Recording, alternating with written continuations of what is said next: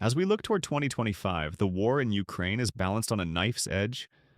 On the ground, a brutal Russian offensive in the Donetsk Oblast grinds forward, inch by bloody inch, while audacious Ukrainian strikes continue to reach deep behind enemy lines. This isn't just another phase of a long and punishing war. It's a terrifying crossroads, a moment where the entire strategic calculus could shift. The air is thick with talk of ceasefires and negotiations, but the violence on the ground has, if anything, intensified. We are at a precipice. The coming months will likely determine whether this conflict grinds into a bitter, frozen stalemate or explodes into a devastating new chapter. In this analysis, we'll dissect the critical factors at play. We'll look at the state of the Russian offensive, Ukraine's asymmetric response, and the high-stakes political maneuvering that will ultimately decide the fate of a nation and the security of a continent. Section 1. The Battlefield Assessment, a War of Attrition.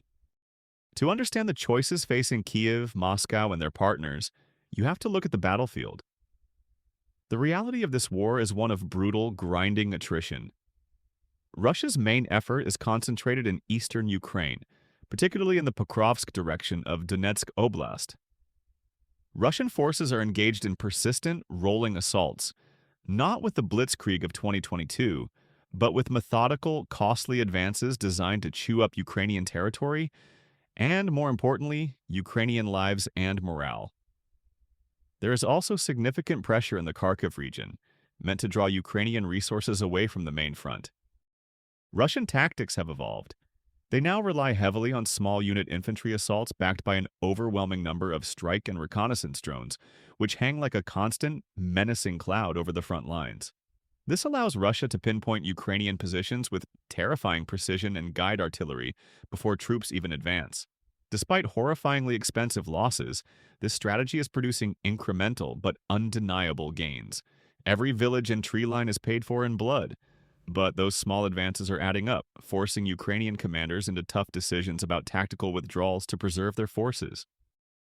On the other side, the Ukrainian defense is stretched to its absolute limit. Ukrainian forces are showing remarkable resolve, repelling numerous attacks and launching their own limited counter-raids. They've become masters of defensive warfare using terrain and tactical leadership to inflict disproportionate casualties on the invaders. But the sheer mass of Russian firepower and manpower is taking a severe toll.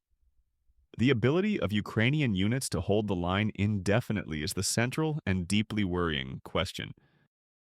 This grim reality is the backdrop for every political discussion.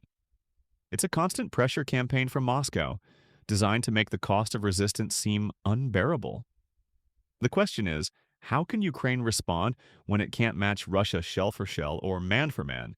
And that brings us to the asymmetric front. Section 2. The Asymmetric War, Ukraine's Reach and Russia's Gamble. Faced with a superior foe on the conventional battlefield, Ukraine has leaned hard into an asymmetric strategy. Its most potent tool, the ability to strike deep into Russian-held territory and Russia itself. Using a sophisticated and growing arsenal of domestic drones and missiles, Ukraine has targeted ammunition depots, fuel facilities, command centers, and critical supply lines. This campaign isn't about matching Russia's brute force, it's about disrupting it. By hitting the supply chains that feed the Russian war machine, Ukraine hopes to starve the front lines of the shells and fuel needed to sustain their offensive. This is how Ukraine imposes costs on Russia far from the front, reminding the Kremlin that no part of its military is safe. It's a vital counterpressure. And this very capability has become the centerpiece of a high-stakes diplomatic gamble. In any potential negotiations, it's expected that Russia would aggressively push for a moratorium on these long-range strikes as a precondition for a ceasefire. On the surface, it might sound like a reasonable step to de-escalate, but for Ukraine, the strategic implications are profoundly dangerous. Giving up long-range strikes would be a gift to Moscow. It would grant Russia a sanctuary, allowing it to replenish its badly depleted missile and drone stockpiles without fear of interruption. It would give them the breathing room to repair logistical networks and build up massive new caches of munitions for a future offensive. Should talks fail, Russia could emerge from that pause far more powerful and prepared than it is today. To understand what's at stake, just look at Russia's ongoing air campaign. The intensity and frequency of Russian missile and drone attacks have dramatically increased. These relentless attacks have targeted cities like Kyiv, Dnipro, and Kharkiv with devastating effect, causing horrifying spikes in civilian casualties and systematically destroying Ukraine's energy infrastructure. A moratorium that ties Ukraine's hands while allowing Russia to rearm is a gamble Kyiv can ill afford. It's a terrifying dilemma. Trade your most effective weapon for a promise of peace from an enemy that has broken them before. Section 3. The Diplomatic Chessboard, a ceasefire in name only? This military reality has set the stage for a frantic and deeply complex diplomatic game. President Volodymyr Zelensky has signaled openness to restarting negotiations, recognizing that the military path alone may be unsustainable. A major factor is the political climate in Washington. The prospect of a new U.S. administration has changed the dynamic, with discussion of a ceasefire-first approach that would place immense pressure on both Kyiv and Moscow to come to the table. Some reports have even suggested a potential meeting between a new U.S. president and Vladimir Putin could occur. However, the fundamental barriers to a lasting peace are as formidable as ever. The core positions seem irreconcilable. Russia continues to insist on its maximalist demands, recognition of control over all occupied territories, and a guarantee that Ukraine will never join NATO. Ukraine's position is the polar opposite, a full withdrawal of all Russian forces, the return of all prisoners and abducted children, prosecution for war crimes, and robust security guarantees to prevent future aggression. Between these two stances lies a chasm of mistrust. Is a ceasefire just a way to freeze the conflict in place, creating a de facto partition of Ukraine? Or is it a genuine step toward peace? Adding to the complexity, European leaders are actively involved in discussions, determined not to have a deal struck over their heads and emphasizing that Ukraine's security is Europe's security. Meanwhile, reports of diplomatic friction between the U.S. and Ukraine have surfaced, which could complicate navigating the treacherous waters of negotiation. The diplomatic chessboard is active, but the players aren't all moving in unison, and the risk of a miscalculation is dangerously high. CTA mid-roll. Navigating this complex web of military strategy and geopolitical maneuvering is incredibly challenging.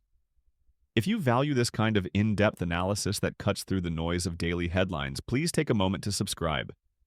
Your support allows us to continue producing this content and helps our community grow. Now, let's turn to the most important factor of all, the human cost. Section 4, the human cost and eroding will. Behind the maps and the diplomatic talk lies a story of immense human suffering. For the people of Ukraine, the war has brought a new level of pain. Recent months have seen a horrifying increase in civilian casualties, a direct consequence of Russia's escalated air campaign and its use of more destructive munitions against cities and towns. Life for civilians, even far from the front, has become a routine of survival. The constant threat of attacks means hours spent in shelters, disrupting any semblance of normal life. Rolling blackouts caused by the targeting of energy infrastructure have become a daily reality.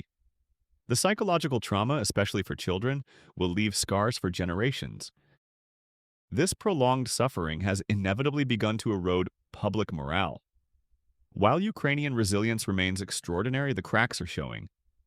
A recent Gallup poll revealed a dramatic shift in public sentiment, with 69% of Ukrainians now favoring a negotiated end to the war, a near-total reversal from 2022. Hopes for joining NATO in the next decade have also fallen significantly. This isn't a rejection of the West, but a pragmatic, painful recognition that the path to absolute victory may be too costly for society to bear. This growing weariness is a critical piece of the puzzle, creating internal pressure on the Ukrainian government to find a resolution, even an imperfect one. Section 5, the Crossroads, freeze or eruption? This all brings us back to the central question. Will the conflict freeze or will it erupt again? Right now, two primary scenarios lie ahead. The first, and perhaps increasingly likely scenario, is a frozen conflict. An intense push for a ceasefire, potentially driven by the U.S., could halt the major fighting and stabilize the front lines. For many, this would be a welcome respite from the bloodshed, but it would come at a terrible price. A frozen conflict would almost certainly leave vast swaths of eastern and southern Ukraine under Russian occupation, with the fate of millions of Ukrainians in limbo. It would be a deeply unjust peace that rewards aggression and leaves Ukraine permanently partitioned and vulnerable. The second scenario is a renewed eruption of violence. This could happen if negotiations collapse or a temporary ceasefire is violated. If Russia is allowed to use a pause to rearm and regroup, especially if Ukraine's strike capability is curtailed, the next phase of the war could be even more destructive. With replenished arsenals, Russia could launch a new wave of massive offensives, aiming for the decisive victory that has so far eluded them. Given the deep mistrust and irreconcilable goals, the risk of a catastrophic escalation remains terrifyingly high. The war in Ukraine has reached its most perilous moment. The path ahead isn't a simple choice between war and peace. It's a terrifying choice between a deeply unjust peace and an even more devastating war.